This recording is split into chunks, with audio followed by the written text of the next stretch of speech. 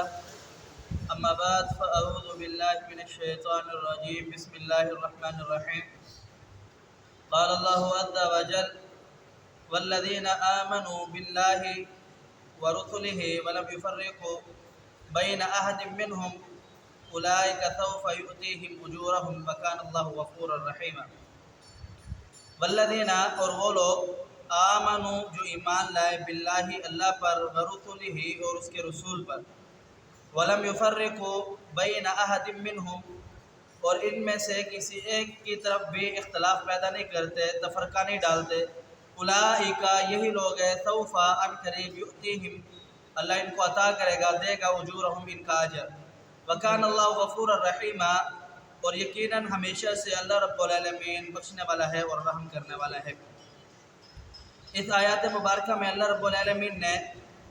پچھلی آیات کی تصدیق کرتے ہوئے بیان فرمایا کہ اے مومنو جو لوگ اللہ اور اس کے رسول کے درمیان تفرقہ بازی نہیں کرتا یا اس کے درمیان اختلاف پیدا کرنے کی کوشش نہیں کرتا، جو اللہ اور اس کے رسول کا حکم آ گیا اسے مان کر کے اس پر عمل بجا لاتا ہے، تو یہ وہ لوگ ہیں جن کے لیے اللہ رب العالمین نے بہت بڑے انعامات تیار کر رکھے ہیں، بہت بڑے بڑے درجات تیار کر رکھے ہیں۔ تو کچھ منکرین حدیث جو حدیث کا انکار کرنے والے ہیں وہ یہ بات اٹھاتے ہیں کہ اللہ رب العالمین کا جو قرآن ہے ہم اس پر تو عمل کرتے ہیں لیکن احادیث جو ہے وہ صحیح نہیں ہے، یا اس کے صحیح ہونے پر وہ اختلاف اور بگاڑ پیدا کرتے ہیں۔ اللہ رب العالمین نے قرآن پاک کے اندر ارشاد فرمایا وما ينطق عن الهوى، محمد کریم صلی اللہ علیہ وسلم اس وقت تک بولتے نہیں ہیں، اس وقت تک دین کے معاملے میں اپنی زبان نہیں ہلاتے جس وقت تک ہماری طرف سے کوئی وحی نہ آ جائے۔ جناب خولہ رضی اللہ تعالی عنہ پیارے حبیب پیغمبر علیہ السلام کے پاس آئی اور اس نے آ کر کے کہا یا رسول اللہ میں نے اپنی ساری جوانی اپنے شوہر کے لیے وقف کر دی ہے، اب میں بڑھاپے کو پہنچ چکی ہوں، حال میرا یہ ہے کہ اب میں اپنی ساری عمر اپنے شوہر کو دے چکی ہوں، میرے شوہر نے مجھے کہا ہے کہ تیری پیٹھ میری ماں کی طرح ہے، اب میں کہاں جاؤں؟ وہ بات اس انداز سے کر رہی تھی کہ جناب عائشہ فرماتی ہے کہ میں کان لگا کر سننا چاہ رہی تھی لیکن میں نے سن نہیں پایا۔ جناب خولہ رضی اللہ تعالی عنہ باہر گئی تھوڑا سا تو رسول اللہ صلی اللہ علیہ وسلم کو اللہ رب العالمین نے وحی نازل فرما دی قد سمع اللہ قول التي تجادلك في زوجها وتشتكي الى الله والله يسمع تحاوركما ان الله سميع بصير۔ جو عورت آپ سے شکایت کر رہی تھی، شکایت کر رہی تھی، لڑ رہی تھی، جھگڑ رہی تھی، اللہ رب العالمین نے وہ بات سن لی اور اللہ رب العالمین نے اس کی برات اتار دی، اس کا واقعہ بیان کر دیا اور اللہ رب العالمین نے اس کی جو بات تھی اس کو سن کر کے اس کا حل بیان فرما دیا۔ اللہ رب العالمین نے رسول اللہ صلی اللہ علیہ وسلم پر وحی نازل فرمایا، آپ علیہ السلام نے فرمایا عائشہ خولہ کو بلاؤ۔ جب جناب خولہ رضی اللہ تعالی عنہ آئی تو پیارے حبیب پیغمبر صلی اللہ علیہ وسلم نے اسے یہ بتائی۔ خولہ رضی اللہ تعالی عنہ آ کر کے رسول اللہ صلی اللہ علیہ وسلم سے کیا گزارشات کرتی ہے، کیا شکایت کرتی ہے کہ اللہ کے رسول میرے لیے کوئی گنجائش پیدا کرے۔ اب اس کو بھی اس بات پر پشیمانی ہے، شرمندگی ہے کہ میں نے یہ کہا ہے، اب اس نے مجھے ماں کی پیٹھ کی طرح کہہ دیا ہے، اب وہ میرے ساتھ وہ ازواجی تعلقات کو نہیں رکھ سکتا،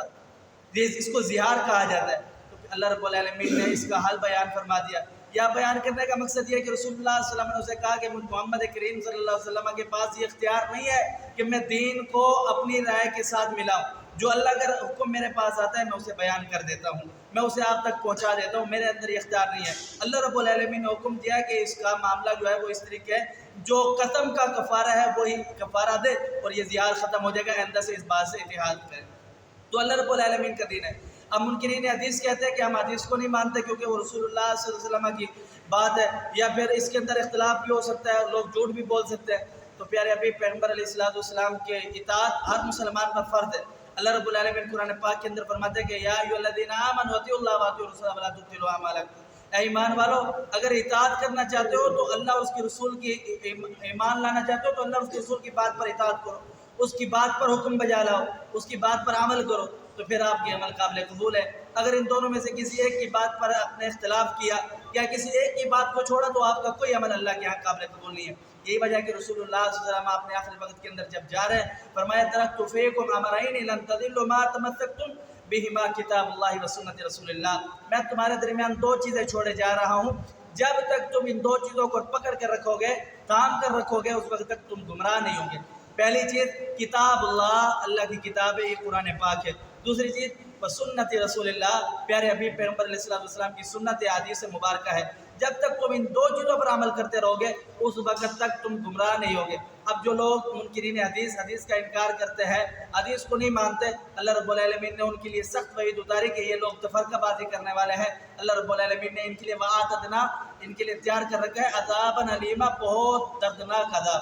اللہ سمجھنے عمل کی توفیق دے۔ اقول قولی ھذا استغفر اللہ لی ولکم ولسائر